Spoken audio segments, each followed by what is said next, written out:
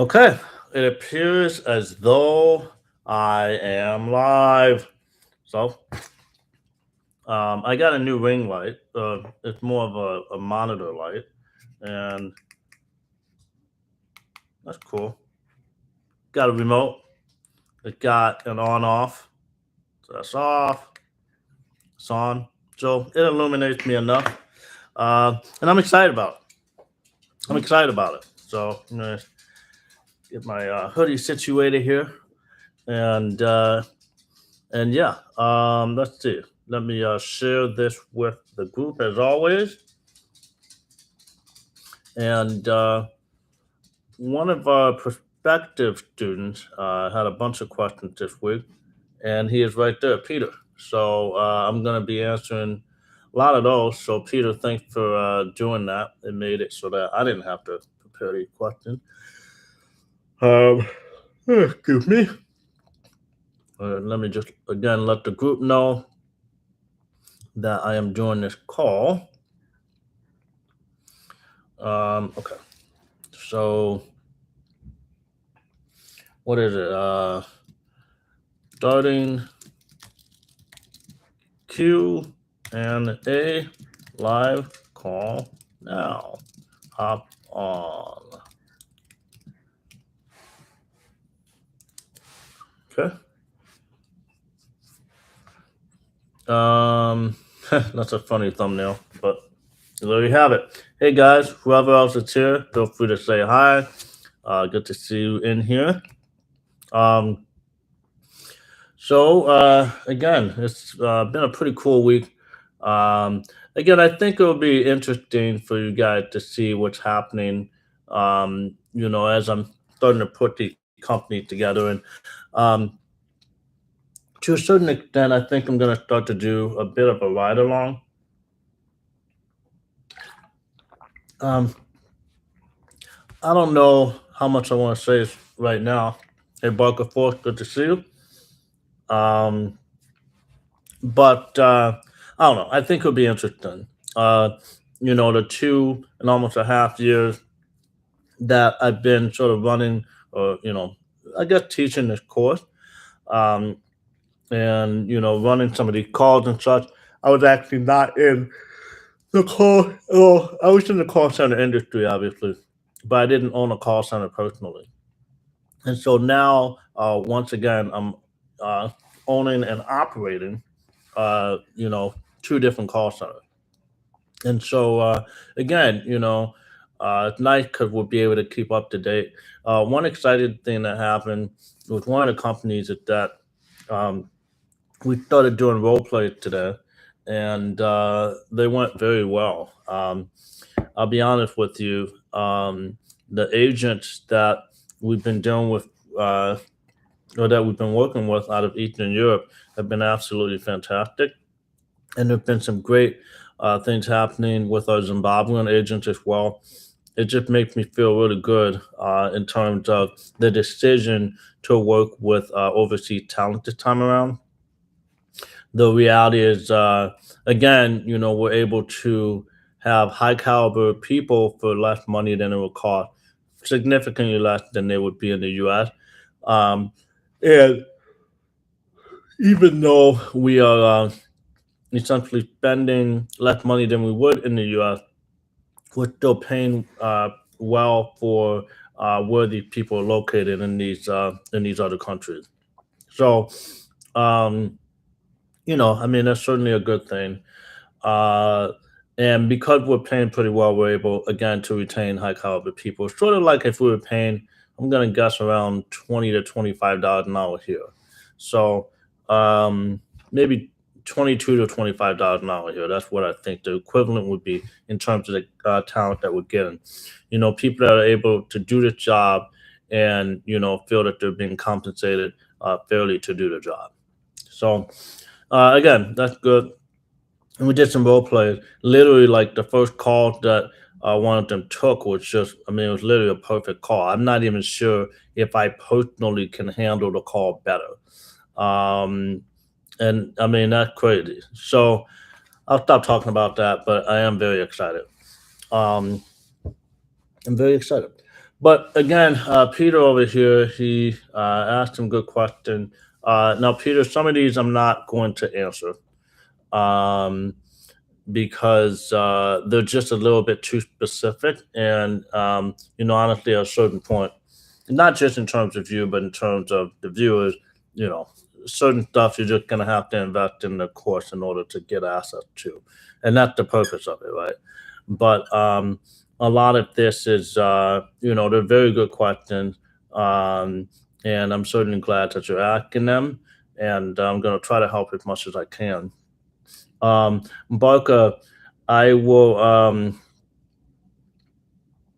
Barker, do you mean in terms of the call center business or in terms of the course? He asked, "Have I done marketing to win new clients with a webinar?" So answer that question if you don't mind. Um, this is weird. Oh, there we go. Why is it doing this? So, some weird thing that's happening with my computer. I don't know if it's a new update or something, but I can't see the time when I'm clicked on a certain screen. Um, like when I'm, clicked into this, I can't see what time it is, and it's important for me to know what time it is. Okay, now it seems to be working correctly. Uh, in the call center business, Barker, I have not personally done marketing to win new clients with a webinar. However, it is a decent idea. What's essentially happening there is that because other people do it, right? Like Ruby especially, they're pretty good at doing it. They get so many email signups because they're running so much marketing and they're doing all kinds of stuff that in addition to just being a service company, they're also a resource for small businesses. And so because they have established themselves as a resource for small businesses, that means educating. And so webinars are a great method. It's a great method of being able to educate your prospect, your client prospect. Um, I will say one thing that I thought was really interesting. The other day, um, Monday, so two evenings ago, um, I signed up for a new sort of contact center software. It applies well to the new business model that I'm running with one of the call centers, which is really just an omni-channel solution. So we're not just doing call, we're doing live chat, we're doing SMS, we're doing review management, we're doing like potentially WhatsApp and Instagram. It's a lot of stuff, and honestly, I don't recommend it if you don't already have call center experience. But the point is that we're using a software called Gladly, and I'm just gonna type it in here. I think it's is it Gladly.com? Let me look that up. Um, yeah, it's Gladly.com. So it's a cool platform, but it's expensive. It requires a minimum of 10 seats at $150, per agent or per seat per month. Plus, you have to pay annually. So the minimum is like $18,000 that you're committed for. Hey, Delano. Uh, but then anyway, they had some prospect. Um, in for a dinner at a really nice restaurant here in Chicago called Growing the Goat. I think it's a Michelin star restaurant. Um, so they got like a private room, they had a nice little menu, whatever you wanted in terms of drink. They provided Uber vouchers that went until 2 a.m. for with as many rides as possible. So I actually had to go to one other place. I just took Uber Black from my place to the dinner to the next venue and then home. Because why not, right? I'm already a client, so I don't mind spending a little bit of their money since I'm already committing. Actually, we have more users already. So I think we're already in for what $18,000, no $21,000 with them. So I don't mind spending a few hundred of their dollars. But long story short, what they did was they had us over for dinner. There were like five or six Gladly employees there. They were all nice and just having a conversation. And then the VP, uh, you know, did a quick little speech, essentially saying, "We're happy to have you guys here."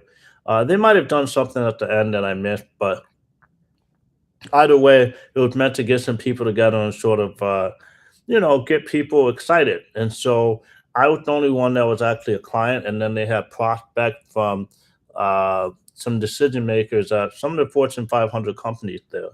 So it was cool. I thought it was a cool format. If you have prospects and once you're established, it's certainly a cool thing to do. Just invite them to a dinner, invite them to some type of event.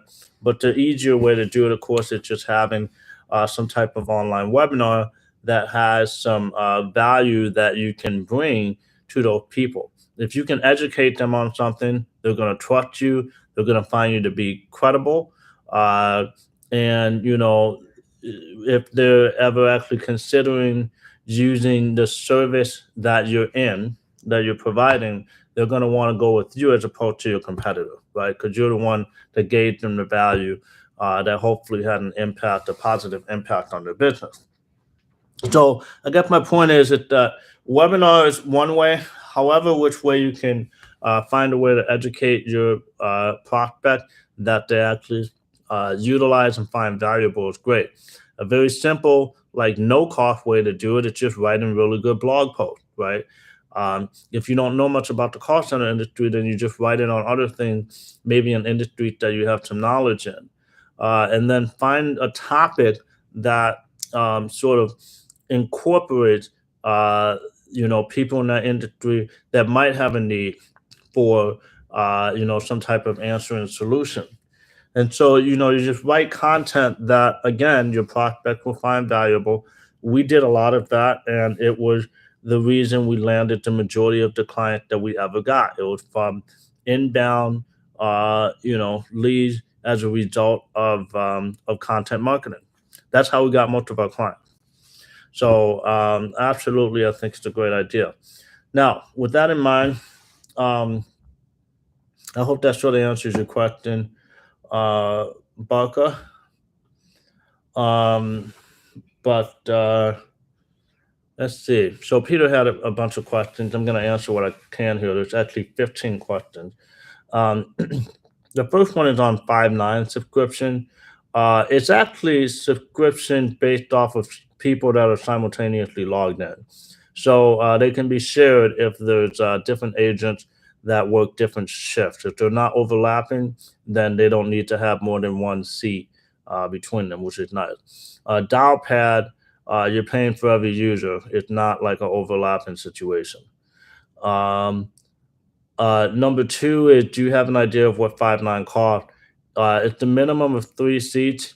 You have to go through our agent in order to get the discount, by the way, of getting a $3,500 um, implementation fee waived. The only way you can do that is by going through my course. So keep that in mind. But anyway, it got a minimum of 3 agents. You're probably going to get quoted $140 per agent per month, but really it's per license. So you could technically have 1,000 agents as long as more than 3 people aren't logged in at the same time. Then you just need the 3 agent or 3 licenses. Hey Tate, confidential. Um, he says, "Hey, I'm really thinking of getting your course, but I have a question. Does your course show me how to start and get the business going?" Tate, I really can't stress it enough. I go from A to Z, like literally everything. In fact, in some cases, you know, some of the information, if you have some experience, might not even apply to you because, like, I show, people where I bought a domain name, people where I like, registered the business and very simple things. And then, of course, going up to a lot of things that'll be absolutely impossible to know unless you have virtual receptionist business experience. So I go A to Z. In the big thing is, if you invest in the course, there is 30 days to make sure that the information makes sense to you. If it doesn't make sense to you and you feel it's not valuable, of course you can just ask for a refund. I'm not going to fight it. But the reality is that we're over 300 people that are taking the course now. There's over 50 people that have launched call centers as a result, and only 3 people have ever asked for a refund. and 2 of them asked to go into business with me anyway. So that's not the most honest thing ever. But either way, I can tell you at this point, it's a fantastic course. So I hope that sort of answers your question, Tate. I go like literally from start all the way through launch and beyond. Okay, Peter asked, it's a good question. How many? Oh, so okay, so 5'9", $140 per license, so 3 of those 420 a month. It requires one supervisor license when you start. That's $100 a month. So you have 520, and then you got to get some phone numbers because you need a different phone number for each client. I typically recommend starting off with like 10, or 25 if you're aggressive. And if you do like a batch of like 25, you can usually get those at $1 per number per month. They'll start off at 5, but do a batch of 25, ask for $1 per number, and they'll give it to you. And then taxes. So that'll be the monthly cost. Typically, we see students, they end up in about $600 per month. Um, about $600 per month. I taste that great information. Thank you. I just graduated. It's a great opportunity. How much money should I accumulate before I do a VA call center? Now, keep in mind, a virtual assistant is different from a virtual receptionist call center. So, Tate, I have a video on this. What's the difference between a VA and a VR? Feel free to check out. Oh, excuse me. Feel free to check out on this YouTube channel that video. Find it. Difference between VA and VR. So that, because people use them interchangeably, but it's not interchangeable. So, but again, as far as a virtual receptionist call center, if you're just graduating, honestly, if you just want to hustle and like land client, then I would white label. That way, all you have to do is get a website together and start landing clients. You don't have to, have payroll for agents. You don't have to pay for the phone system software each month. You just pay someone else to take the call, and then you have clients. So you might have, someone taking call, charging you, say, $100 for like 100 minutes, and then you're charging your client $200 for the 100 minutes, and you make that $100 in between every single month. So if you get 10 clients like that, you're making over $10,000 a year in profit from literally what should probably be your smaller plan, right? So that's a way to get going. And then what you can do is you just accumulate to say $5,000 to $10,000 a month in revenue, while like other than paying for the course, not really committing much money at all, right? Like when I started my company, I was only in for $500, and I actually, hired US-based people, but we also landed clients relatively quickly. Um, and at the max, I was in for $3,500. Okay, but with that in mind, if you white label, then again, if you can figure out how to get a WordPress site up or even a Wix site, something that looks decent, and you can get things going in terms of like, figuring out what method you're going to utilize to land client. If your budget is small, obviously go after uh, free, non-paid methods of landing clients. And there's actually people in the course, so in our tribe, that launched the business because of my program, and they now offer white labeling. One of them, I'll just say, is Paul Joseph. I usually recommend him. They've got over 20 agents now, full time, all over the world, 24/7. And then they provide white labeling for other tribe members. So it's a pretty cool thing we got going. So I hope that sort of answers your question. And Tate also asked, with your course, how long would it take me to get a business going approximately? I can't know because, the reality is, in terms of launching, if you're spending all your time on it, you can get it done in 30, especially if you're white labeling, you can 100% get it done in 30 days. It took me 60, and I didn't know what I was doing, right? And also, we intentionally had a pre-launch period. And so what we did was we we probably could have gotten it done in about 45 days, but we had a bunch of stuff we had to figure out, and we wanted to build a bit of an email list.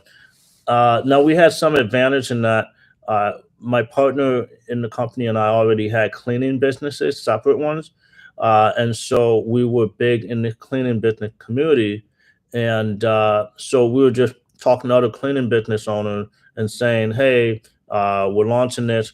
We're cleaning business owners. We're going to take calls for cleaning businesses. If you're interested, great." And so the day we launched, we had 5 clients.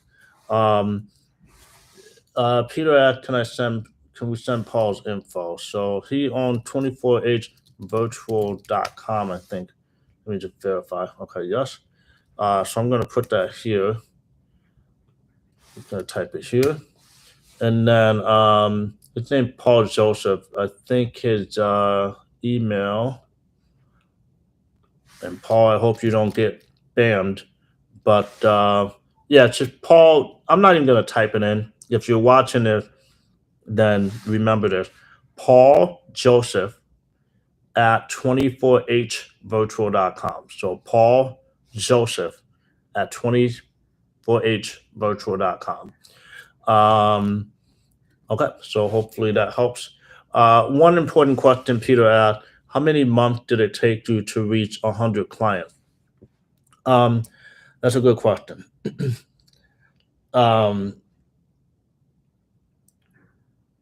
Okay, so the one that I'm usually asked is how long did it take for you to make $10,000 a month in profit, and that was somewhere between 16 and 17 months. At that point, we were doing not even we. That's exactly when I took my partner out, so it's just me. So I was doing, or the business was doing, about $23,000 a month in revenue as of May of 2016, and we launched on January 1st, 2015. So 23,000. I think at that time, I'm gonna guess we had 65 to 70 clients. Yeah, I'm gonna say we had about 70 clients. So it had to be sometime during that summer. So sometime during the summer of 2016. So let's say at the latest August. If it at the latest was August, then that's 20 months. So that averages, including the fact that we lost clients here and there, that's just 5 clients a month.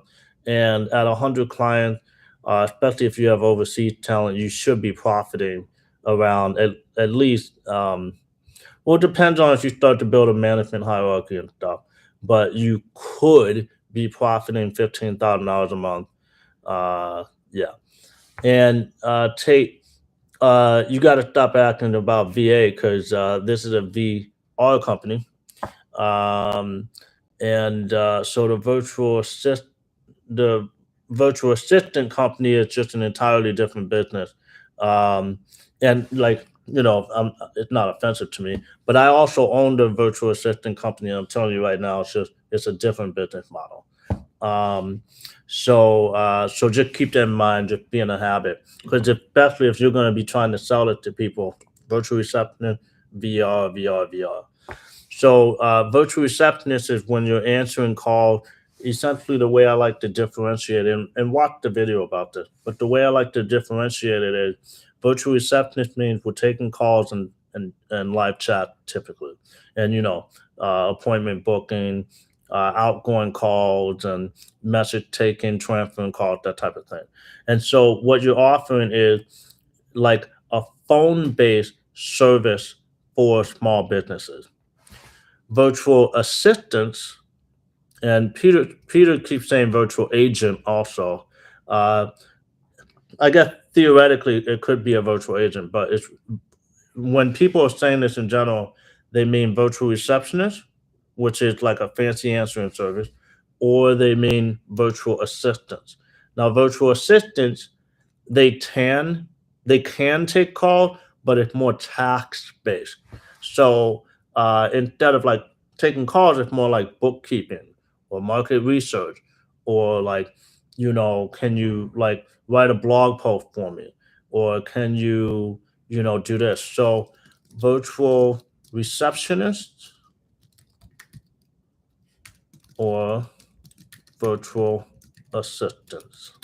So keep that in mind. Delano said, I'm South African, have been in the call center for a long time as a call center agent.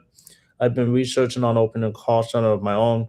How would I contact businesses in the US from here in South Africa? Uh, well, um, I would say that it's up to you, right? You just need a content.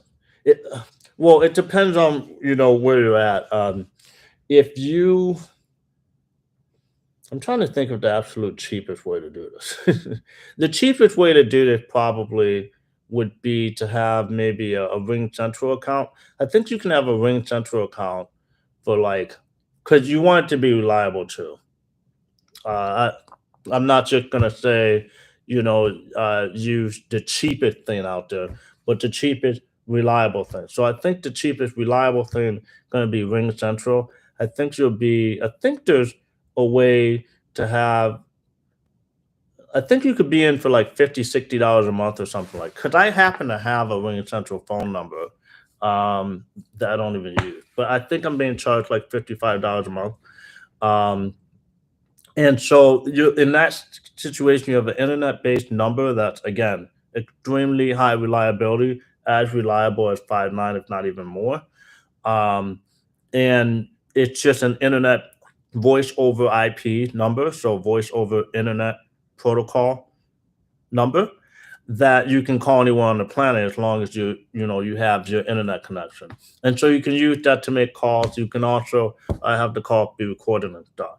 So that's if you're calling as your method of communicating with a potential client. If you're emailing, of course, you don't even need a call center software. But let's say a cold calling or something, then Ring Central, I would say, would be the way to go. And no one's ever asked me that before. I think it's a great question.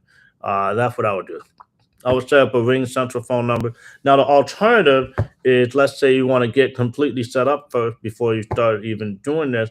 Then, you just set up what's going to be your call center software in general, and then, of course, you call from your own call center software. But if you're trying to do like the easiest, the most cost-effective way, Ring Central. So let me type that in. Ringcentral.com. Okay. Okay. So Taylor asks, how much money should I accumulate to have a virtual receptionist business going, and what's the best net? So, Taylor, another thing I can recommend is I have a free 4-day email course, and one of those videos, and that's at callcentercast.com. You put in your email, you get like a free 4-day email course. One of the videos that you get is what are the best niches for virtual receptionists, and I mentioned like 12 or 15 in there, and then you just pick the one that is most comfortable to you. When I started the course, I was in the call center space, and I would say that local service businesses such as call centers or plumbers or painters or whatever, like blue collar businesses, they're the easiest to reach decision makers, and so therefore, you're able to have all kinds of conversations with people. Whereas the and they're profitable, they're all over the place. There's so many of them, right? You're never going to run out of leads. But when we sold the company, 40% of our clients were attorneys, usually solo law firms. Now, those are notoriously hard to do cold outreach to. You might have a little bit of success doing like LinkedIn or email, but usually if you're landing those, they're either inbound or you're doing like a bunch of content marketing. So, okay. Eloksaman, and great questions, everyone. I'm glad you guys are here. I really appreciate it. I'm going to sort of talk as fast as I can to make sure everything's answered. Keep in mind, I've got about 17 minutes before I hop off. Eloksaman, Ask, do you recommend cold calling? What was your success rate? Also, what type of clients are the best to cold call? Again, um, the easiest way to get in touch with decision makers, like the high percentage is going to be in the blue collar space.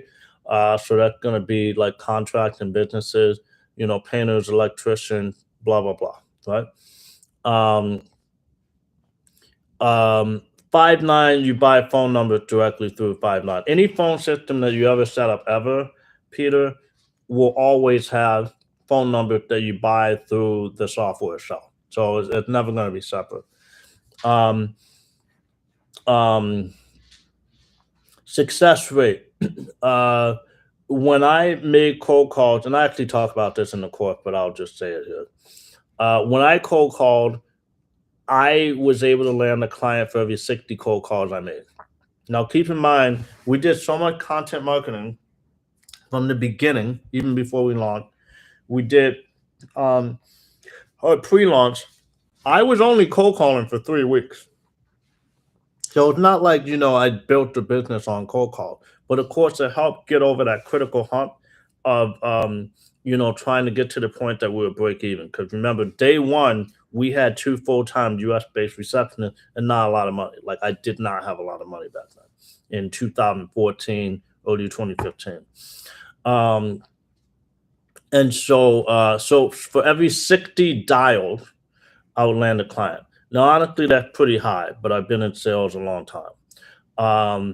So what I recommend in the course is that you dial at least 80. But frankly, if you're landing a client for every 300 dials, then you're still going to be in a good situation. Remember, I mentioned getting to 100 clients after 20 months, right? 150 grand a year in income, in profit, if not higher, especially again if you're using overseas. In fact, at that time, if I were using overseas agents, um, I'm gonna say you're gonna be doing around $30,000 a month in revenue, and the expenses should be around 15,000 at that point. But it could be higher if you're using US based people and you're starting to build a hierarchy. Like you start to hire your supervisor, you hire a sales rep, operations manager, that type of stuff. But you can serve 100 clients or $30,000 worth of revenue with say 8 agents, and if you have 8 agents, even if you use us, 8 staff, and that's $1,400 a month per agent. So times 8 is $12,800 a month, right? And that's with high quality agents. And honestly, it's more than you need, but it'll give you some bandwidth. Because typically, one agent can handle, well, I guess it's not much more than you need. They can handle $4,000 to $5,000 a month in revenue. So 8 agents, $30,000. And then your phone system and other costs should be around 3,000. So yeah, I mean, if you're spending uh about 15,000, so you're profiting about 14,000 a month. So 14,000 a month is $168,000 a year. So maybe it's around 130 with US based people and 168 for overseas people. So, and then it'll just keep going. It'll sort of widen as the gap as the company gets larger. Okay. Um, okay. I don't even know why I said that. I can't remember anymore. Um, okay. Donald said, "Thank you for suggesting Ring Central." I guess. Where would I get those numbers again? You just the leads. Um, the lead. There's all kinds of ways. I can't mention that now, but we talk about it really in the group. So of course, when you buy the course, you get access to our paid Facebook group, and we do a lot of over the last 2.5 years, we've done a lot of um, tribe calls. There's over 50 of them now. And there's Zoom calls instead of like this. So, everybody else is participating. And a lot of times we talk about not only marketing in general, but generating leads. And so there's all kinds of ways. What I did when I started off, and I know this is ridiculous, but this is literally what I did, was I went to a site called Yelp. Yelp.com, which is a review site for businesses. I doubt they have it in South Africa, but perhaps you've heard of it. And the nice thing is that it's very manual and tedious. You have to like find the people one by one, but uh, hey, Adriana. So if you do the 4 payments at 697, if you change your mind inside like before 30 days, then you can get a refund. If it's after 30 days, then you're committed. So you get 30 days, and you're just committed to 697 that month. Which to be honest, is a lot more lenient than a lot of other people that do this. A lot of people are like, oh well, there's a performance guarantee. You have to prove that you finished the course. You have to prove that you went out and went after clients. You have to prove all this stuff. I don't ask for that. I think you're gonna find that the value is there. The only people, whatever. I'm not gonna keep telling the course. Okay, so yeah. So again, I went to Yelp.com and or grab a phone book. Yeah, whatever. Um, there's some other ways, and again, we talk about it in the group. Uh, a lot of the warmer approaches that are more effective, they tend to cost money. Um, a lot of people do use like LinkedIn though, which I tend to recommend. If you're going to use LinkedIn Sales Navigator. I don't know what it might cost in South Africa, but here in the US, it's like $89 a month, and I think there's like a 30-day free trial or something. Andrea, Andriana, I hope that answers your question, and no problem. Um, so $89 a month, and it gives you fantastic filtering options, which you can really filter through and get a sense of who you're trying to target, so you can consistently message, exactly who your target audience is. And again, people that are going after the white collar um, niches tend to use LinkedIn Sales Navigator. But again, I did Yelp. What I did a bunch of times was I got a batch of like 50 leads. It would take me like an hour, and then I would just call those 50. And I know that every single time, I'm going to be reaching that business, right? And I focused on my industry, which is a cleaning company, so I knew what the pain points were. So, I talk about in that free video too, in the 4-day free email course.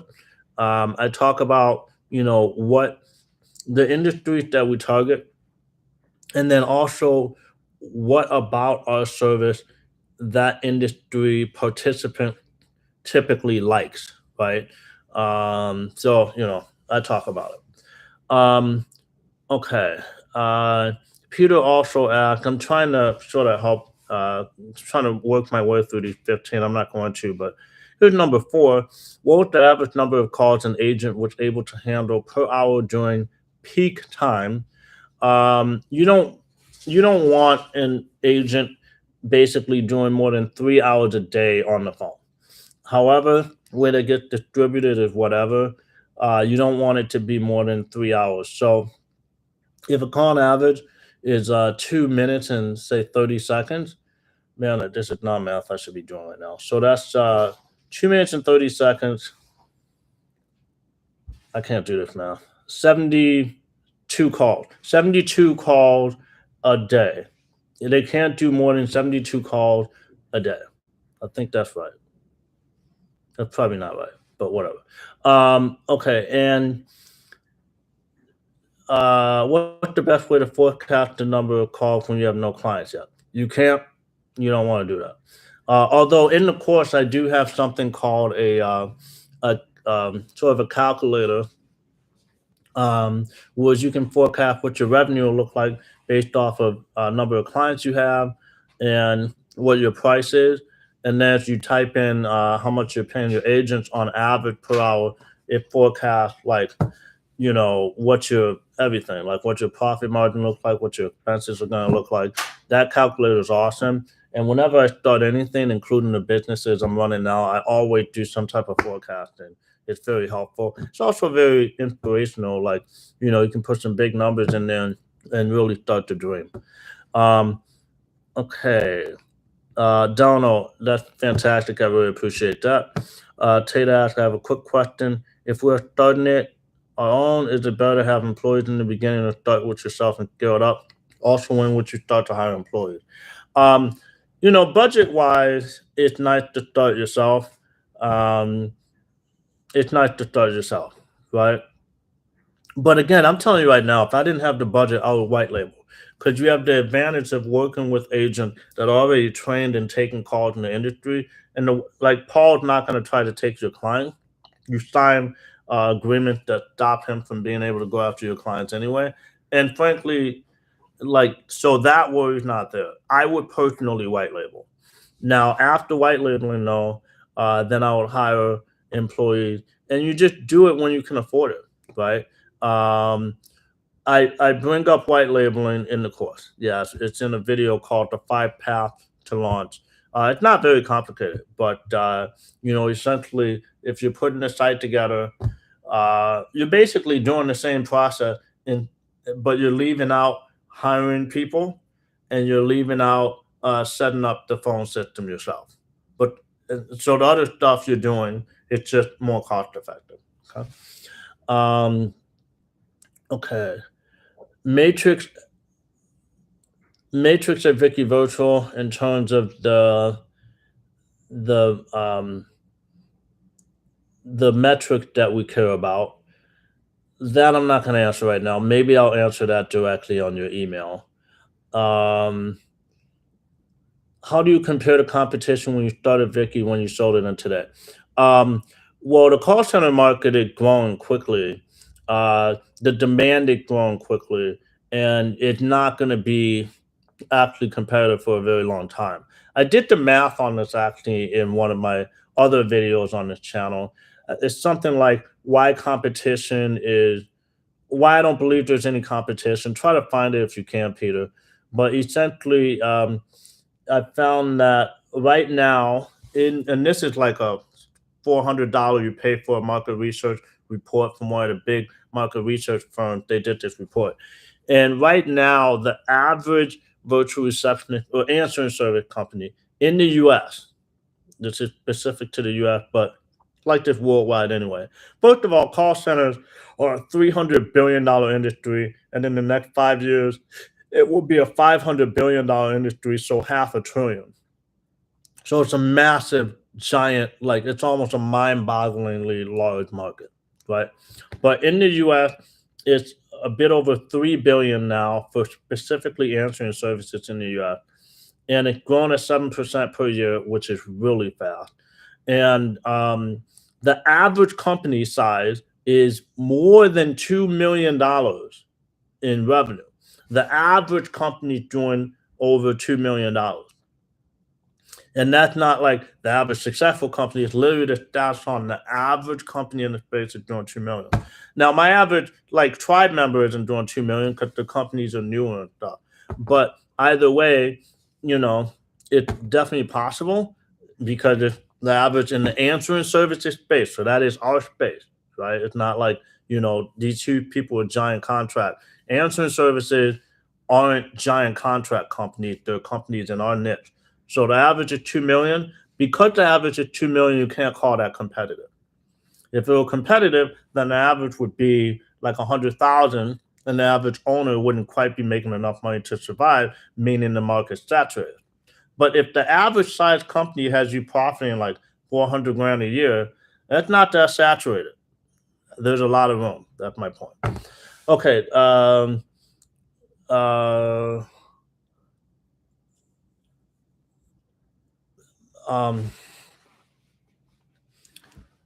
Peter asked, "Why are you not getting into the virtual receptionist or virtual agent biz?"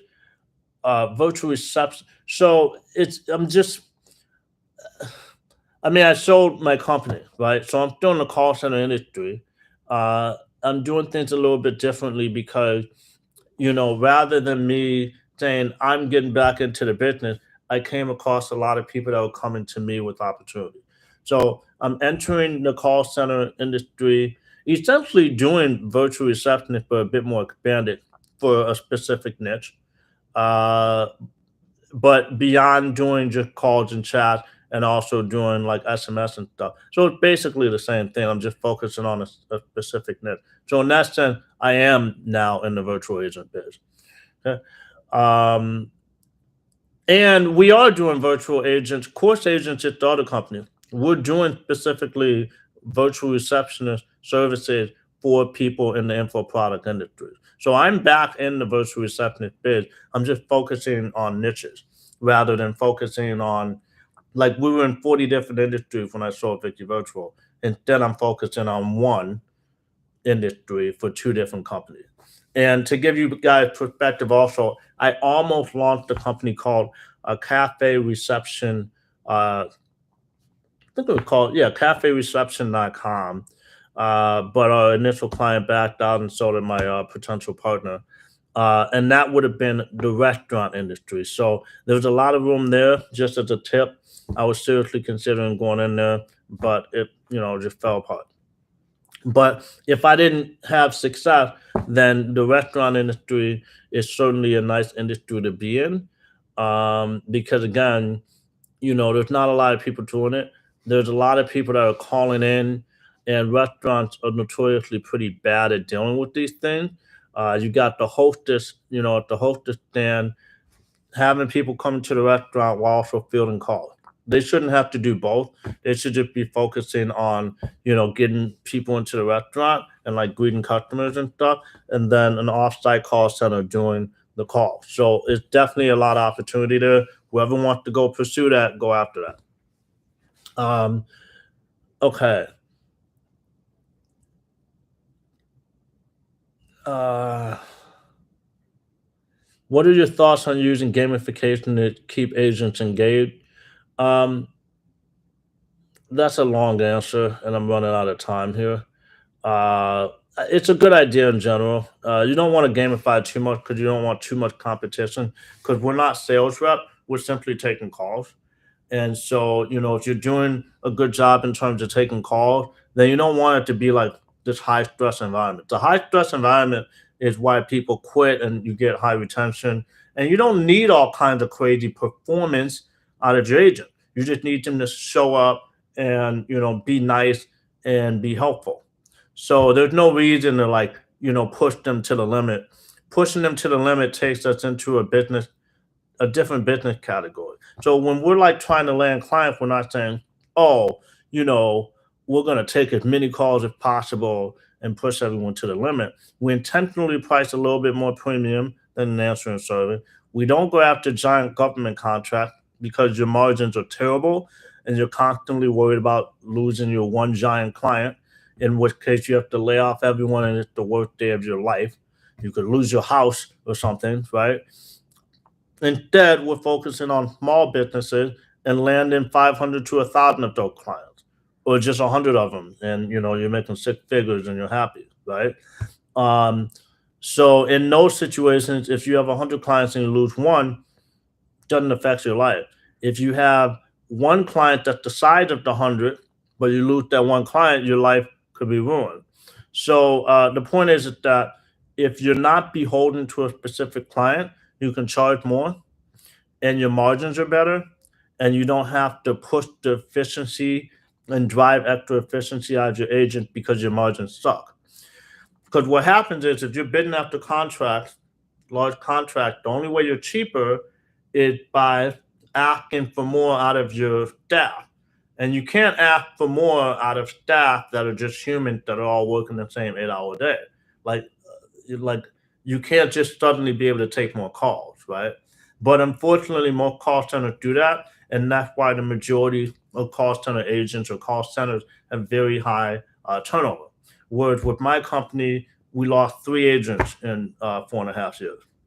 So in terms of people that like quit, we obviously let go of a lot more than that. But in terms of people that quit, we only lost 3.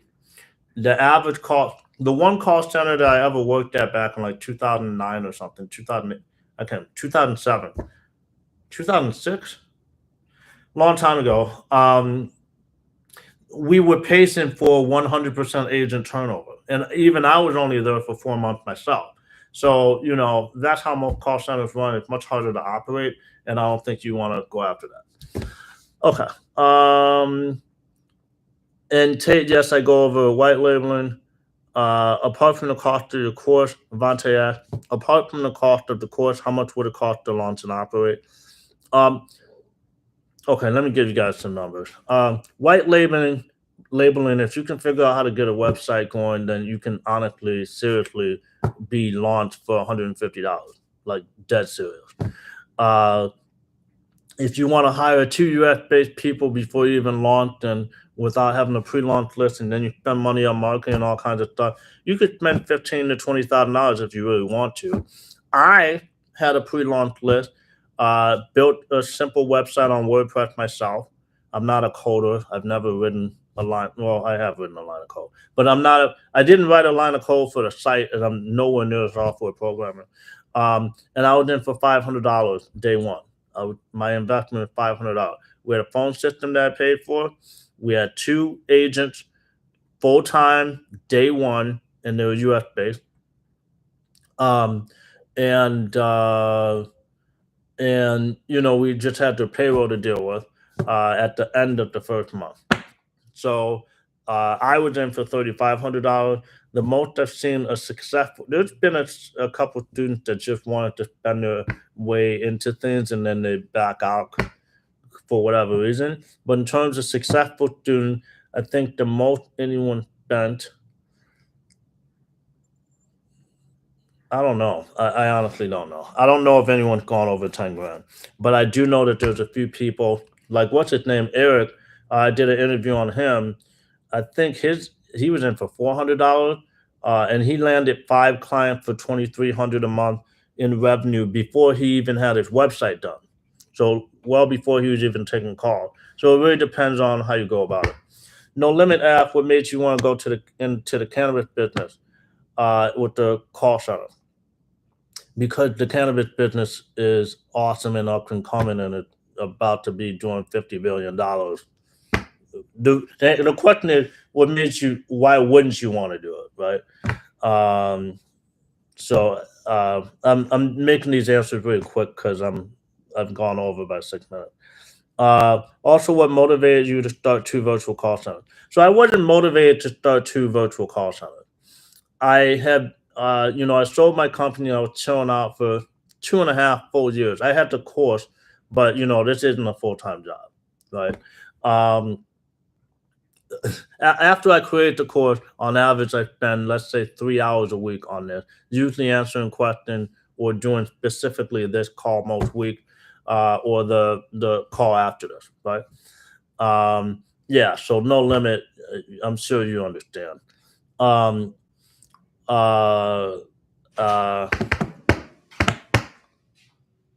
So I wasn't motivated to start the next company, but again, I was investing in company form, but the people constantly. I mean, even now, I guess it's happening slightly less now because they know that I'm doing stuff, but constantly, hey, I want a partner. Hey, I want to do this. Hey, would you consider doing it? Like constantly. And so eventually, there were some guys that I thought were really cool out of. They're in Toronto, but they are Zimbabwean born, and they introduced me to what they were doing in Zimbabwe. And I was really inspired by being able to work with some Africans instead of US based people because, I just wanted some connection to my heritage, right? So I thought that was interesting, decided to sort of, team up with them a little bit. And then a guy that I'm in a let's just say a high level black entrepreneur mastermind with a bunch of extremely successful people. One of the most successful people in that mastermind came to me and said, "Hey, I want to do a call center for other course creators or coaches or gurus or whatever." And he knows the biggest names in the game and has been working with them, and he's a best-selling author.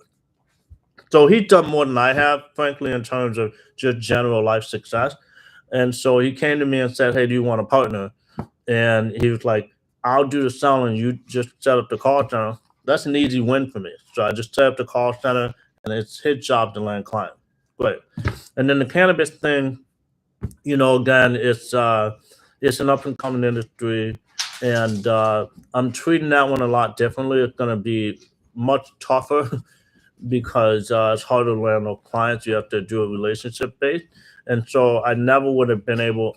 I don't know if I would have been able to pull it off 5 years ago, but now I was able to put together a strong team of advisors to network and help me get in front of the right people. Um, and so I had the benefit of having prior success to be able to go after this. So it was less of a I want to start two call centers and more of you're just an entrepreneur. You keep your options open, and if your options open, there's always going to be things that come your way. Okay.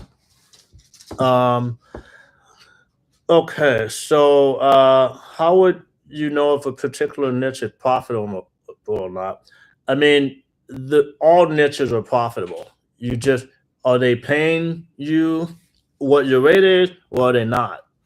Right? It doesn't. You're not going to charge people a different amount of money because they're in a certain industry. So as long as you price in a way that makes you profitable, it's all about landing clients. If you happen to find people in a certain niche, great. If you don't, then you just go after a different niche. But there's never going to be a niche that isn't profitable. It's just a matter of if you find clients in a niche. Legal, of course, is very profitable. It was 40% of Vicky Virtual clients. I don't even know what percentage of Ruby receptionist clients they are, but I think it's probably it's definitely the largest percentage. And Ruby has like 25 to 30,000 clients now, and they do 9 figures a year in revenue. And I'm gonna guess probably 40 to 50 million of that is solo attorneys. So legal field is fantastic. Also, LexReception.com. That company started specifically in the legal niche, and they've got hundreds of agents now. They're very successful. So yeah. So Adriana also asked, and with the course, you show how to start set up. I'm just gonna keep going. We're gonna have to push this call back the call back a little bit. Sorry, my dog thinks there's somebody at the. Actually, there's a little yappy dog in the hallway. Okay, so Adriana, with the course you saw to start set up the business, 100% yes. The answer is yes. Basically, the way I say it, I've said it before, and again, I'm trying not to sell the course too hard, but I'm like I'm saying this with conviction because it's the truth. I created the course that I would have wanted to have when I was first working on starting this. After I sold, actually, it was a few months before I sold the company that I realized this. But I was looking into this, like, maybe I should put together a course. And I realized no one is talking about this. We're doing $3 billion and growing at 7%, $2 million average business in a $300 billion global market, and nobody is talking about this. Usually there's courses on everything. There's too many courses on everything. But there were 0 courses on this. So, when that's the case and you know what you're talking about, of course you create a course. So I created it. And also because, one, I have, like, I care about my reputation and I don't want to look like an idiot. I don't want to screw people over. I created, like, I put a lot of effort into organizing. Like I took a month and like locked myself into a like a vault basically. I didn't let the wife bother me. I like turned off social media and I've never honestly, even creating the companies and stuff, I had never been as locked in for a month as I've ever been when creating this course. So I put together an A to Z, you know, the majority of people that have taken this course literally has 0 experience in the oh yeah, no problem, Adriana. I don't mind repeating that. Um a lot of people that take the course has 0 call center industry experience at all. And obviously you're gonna have some specific questions at the end, but you're going to have an understanding of how to start this business. And frankly, again, now over 50 people have launched. And also, I have yet to have come across someone in the call center industry already that hasn't gotten a lot of value from this course. And none of the people that of the three that asked for a refund, um, two of them ended up starting call centers anyway, and then the third was just like, I just don't have the ability to do it right now. So it is what it is. Is cold emailing a viable way to get clients? Absolutely. A lot of our students are doing that. One of them has over 100 full-time agents now, and literally all of his clients came from cold emailing. And he actually did a cold emailing boot camp, and we're going to do part one of that. We're going to try to do part two of that before the year end, but that's available in the paid course group as well. He did that, for us, and it was completely free. Now, granted, he launched before taking the course. I do want to give a caveat there, but I think he was at like 50 when he took it. Now he's over 100 agents full time. No, full and part time, but over 100 agents working for him right now. And literally, like every single one of his clients came from cold email, so it's very viable. No limit ad. Can you start this business with $500? Yes. I'm not gonna guarantee anything, right? You're gonna be obviously keeping it close. I started with $500, but I had grown a business before. I hadn't sold anything yet, but I had business experience. Now, if you're white labeling and you're not paying for payroll every month, you're not paying for the phone system.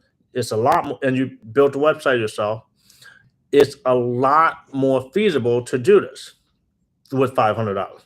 Um, but with any business that you ever start ever, the more time you have, the more experience you have, and the more money you have, the easier it is to succeed.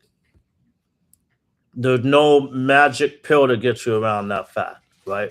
But the reality is also, when I started this business, I did not have money. I was making maybe four.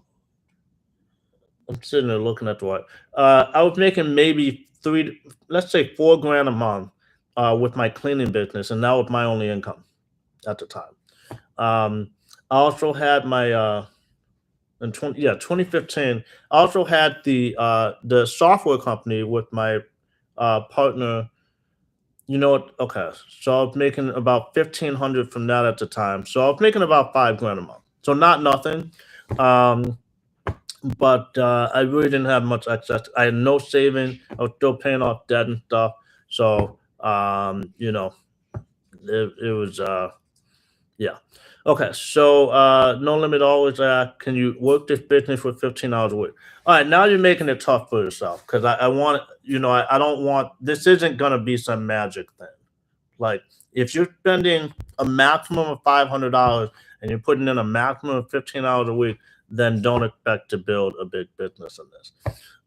It's just going to be hard. In that situation, I would go after like having some type of co-founder or something, because I would say this business is harder than, I don't know, like, I guess the launch of a t-shirt company, or like, I guess in a sense, to a certain extent, this course, I had the information, so it was easy. I had to focus, but it was easy for me to take what was in my brain and put it out. And I'm clearly not spending 40 hours a week on this course, and it got me some profit, but whatever. There's certain businesses that are going to be harder, but they have a much higher ceiling, and that's what this business is. Again, Ruby Receptionist are in the exact same industry as all of you and I was and am, and they're doing 9 figures.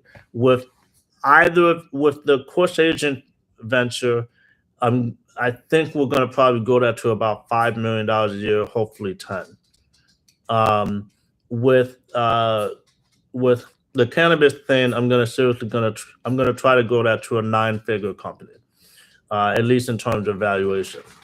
And that's why I'm going about it. I think it can be a 9 figure in value company, but that's not happening on no 15 hours a week. So if that's your anticipation, don't even do it.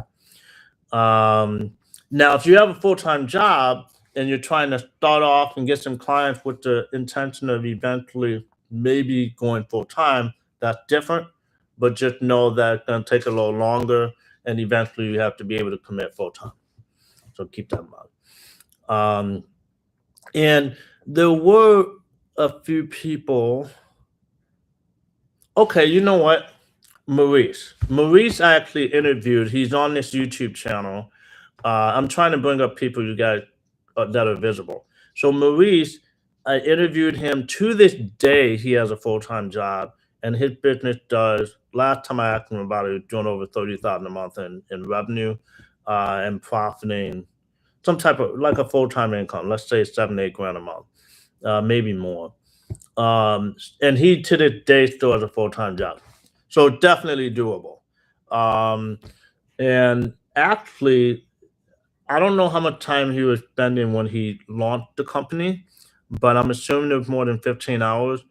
And now, actually, I know he did not work more than 15 hours. And do keep in mind that when I started the company, I was only working about 10 hours a week. But that first year, we were doing our thing. And so, yeah, no limit. Eventually, you hire a manager that take care of day-to-day operations. When we had over 100 agents, and like you can have the business can have over 100 agents and well over 1,000 clients, but if you hire people that are executive of the company and manager, then you can take yourself out of it. And so that's the real goal, and that's how you get a higher valuation too when you're trying to sell the company. Okay, this is actually the first time I've intentionally gone into the other call, but there's just so many great questions tonight, and I wanted to give you guys some real value tonight. Okay. Let's see. I'm just making sure I haven't skipped anything. Yeah, no limit. You're asking great questions, man. And I hope everybody else's questions were answered. I'm going to answer one more Pete question. How would you price the service today if we have local Miami call centers that have been in business for more than 10 years, offering $1 per minute? Okay, so that's sort of a good question, Peter. The thing is, a Miami local call center, I guess it's just serving Miami. If you're in Miami area, I think you are. I know you're in Florida. If you're in a certain area, your goal is not to serve Miami or Florida. Your goal is to serve everywhere, right? So your competition isn't a Miami call center just because you're in Miami. Your competition is whoever is in the market, right? And so, like, when we had our company, we had clients. I'm assuming in like, okay, at some point, I'm 99.9% sure we had a client in every single state. But let's say at least 46 of them, right? And then we had clients in, I'm going to guess, about 20 different countries. So, you don't want to worry about the competition of, oh, well, there's somebody else in my city doing it. Who cares? The reality is that you can accept calls from anywhere. And so therefore you can serve people or clients from anywhere. Okay. And so when that's the case, you're not competing with somebody that's charging $1 a minute. Also, again, keep in mind, I keep bringing up Ruby Receptionist. Ruby Receptionist is like basically the most expensive company out there, and yet they're essentially the largest. So this isn't an industry that's focused on being the cheapest. It's an industry focused on being the best and providing the most value in terms of building credibility, and building a relationship with your customer. People are willing to spend more than $1 a minute for this because um, what you are replacing is, in a lot of cases, a full-time in-house receptionist. So if a small business is launching, they need their calls answered, and they can't answer the phone themselves. Instead of them having to hire a full-time receptionist, just to take call 40 hours a week, by the way. In the US, they're usually going to hire people in the US because they don't know how to hire overseas anyway. They're going to be spending $15 an hour. So with benefits and stuff, they're at $3,000 a month. Alternatively, they can, let's say they get 20 calls a day, they're paying you six or $700 a month. And when that's the case, it becomes feasible. A business that's just starting off can figure that out, whereas it can be extremely difficult to handle $3,000 a month in revenue. I mean, it can be absolutely debilitating. So that's why we work. That's why the industry is so giant, and that's why it's grown so quickly. People understand that more and more things can be done remotely. They understand that you can outsource essential business services, like how you get your calls handled as a business, and what we offer isn't taboo to anyone. It's something that always makes sense. Whether a specific company owner says, "Oh, I'm going to use this right now" or not, that's up to them. But whenever you present it to anyone, you're never going to have someone that's like, "Why the heck would I ever do that?" It always makes sense for someone that has phone call coming in to have somebody handling that.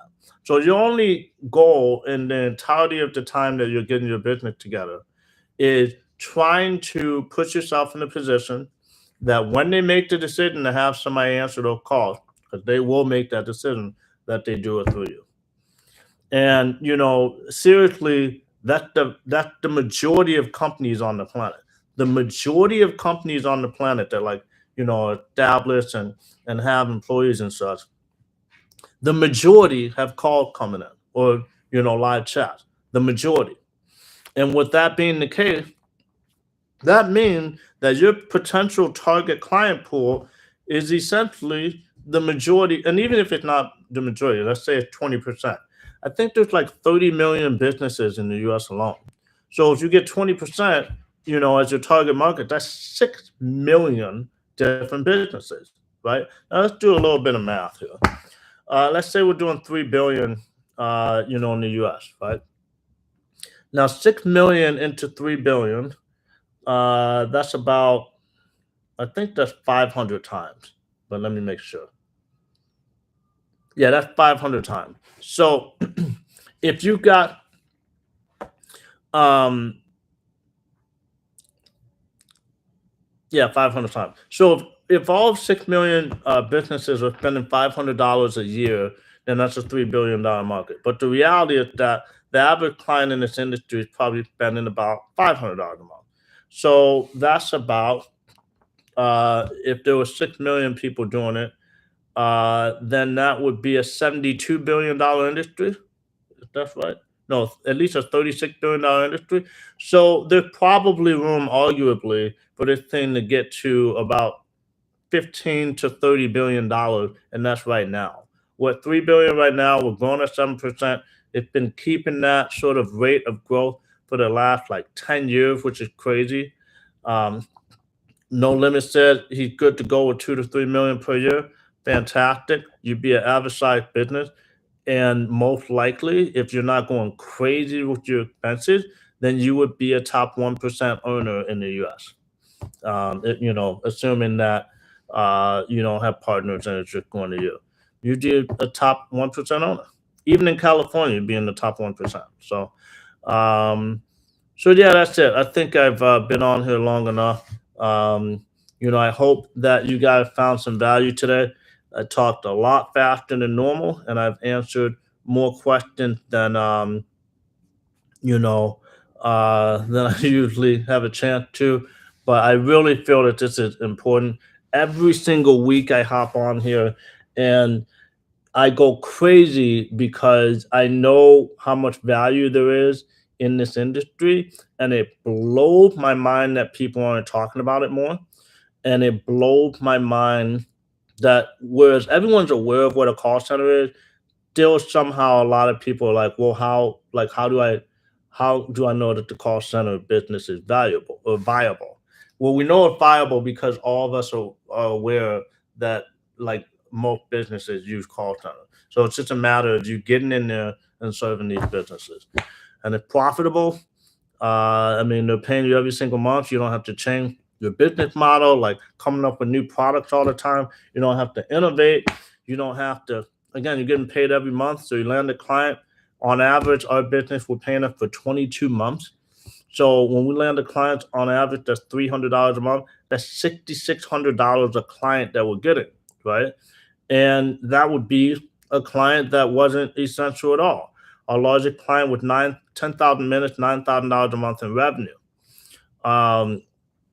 Ended up being a six-figure client, and yes, it was nice, but the reality is that they needed it like as much as we need them.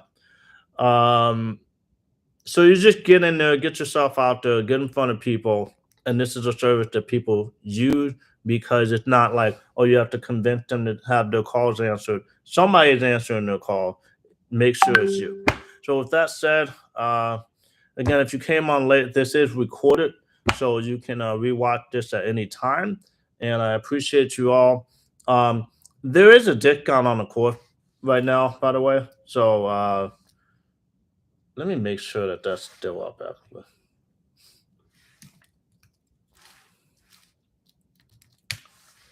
Let me make sure that it's still up. If it's not, I'll make sure that.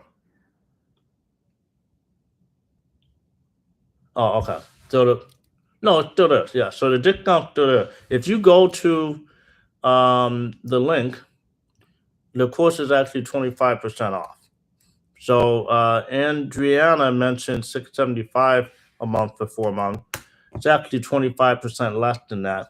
At $525, it's slightly less than $525 a month for 4 months. So keep that in mind, and I'll see you guys next week.